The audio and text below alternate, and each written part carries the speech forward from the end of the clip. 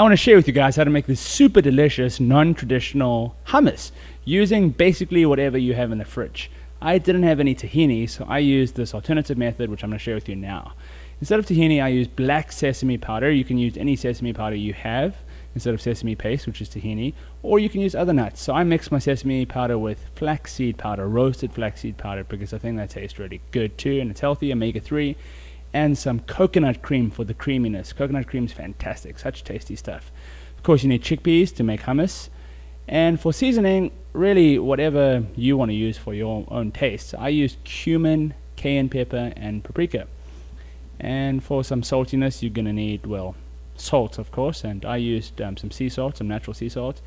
And you want something for the twanginess. I used lime instead of lemon, and some kumquat, because we have a kumquat garden. You could really use whatever citrus fruit you have, and you can use a bit of olive oil as well.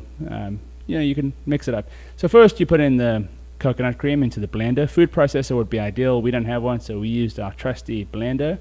So 200 mils of coconut cream is what we used. You could use less and some olive oil, as I said. And then we put in 1.5 tablespoons of flax and 2 tablespoons of sesame. You can put in a different amount depending on your taste. So more sesame for more sesame flavor. And after straining the chickpeas, in they go. A full can of chickpeas into the blender.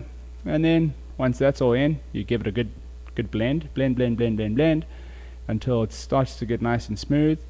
Then a clove of garlic. Just 1 clove of garlic is what we used. You can use more if you want it more garlicky. And just chop that up and throw that in. If you use a food processor, you can just throw it right in. And then the twanginess, some kumquat. Just be careful of the seeds. So I realized it's best to use a strainer to catch the seeds. I put a full lemon in and 3 kumquats into it. So you can use less or more depending on how twangy you want yours to be. Once that's in, you can give it a good blend, good mix. Already at this stage it's smelling so good, it's looking so good. I can tell you this is such tasty hummus, great hummus. So yeah, now you can season it. We use some salt, cumin, and cayenne pepper and paprika. For our seasoning, you could use other seasoning, whatever works to your taste.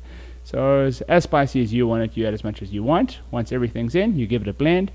If you're using a blender, using a spoon like this to caress it through really helps it to blend nicely. And that's it. You have the super creamy, tasty, and delicious hummus, even without tahini. So easy to make, so delicious. So I hope you guys have fun making your own hummus. Thank you so much for watching. I really hope you found this video useful. Ciao!